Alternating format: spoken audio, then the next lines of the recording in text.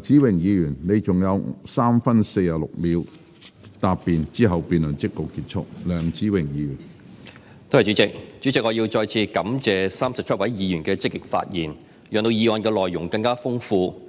議員佢哋表達咗佢哋對香港特區發展數字政府同埋智慧政府嘅寶貴意見同埋有價值嘅建議。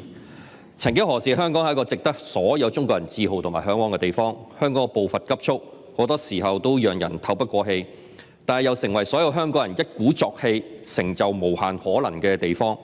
香港唔單止快，有時候可以用急嚟形容。呢個急亦都讓香港走上世界前列嘅位置。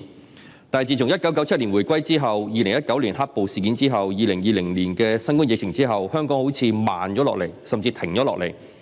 現在89位嘅立法會議員同埋社區上面470位嘅區議員，我哋都喺社區緊守崗位，努力工作，不斷向特區政府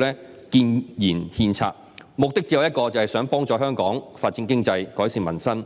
香港要更好融入大灣區發展同埋一帶一路嘅發展，一定要加速發展智慧政府。特區政府已經有數字政策辦公室，就要好好運用同埋利用呢個部門。政府其他部門負責創新科技、資訊科技、數據管理等等，就一定要由頂層架構去設計，人力資源分配入手，再作出改革同埋改造。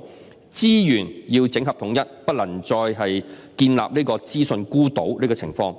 如果因為現時嘅個人資料私隱條例有局限，阻礙發展，特區政府就應該要更加積極有為，想方設法去解決問題，不能夠再企定定，甚至坐定定。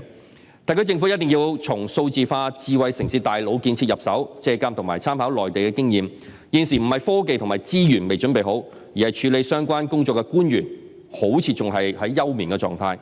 特區政府喺推動公共服務全面數字化嘅同時，一定要投放資源幫助長者同埋弱勢社群，提升市民嘅數碼自信同埋數碼能力，避免進一步擴大數碼鴻溝。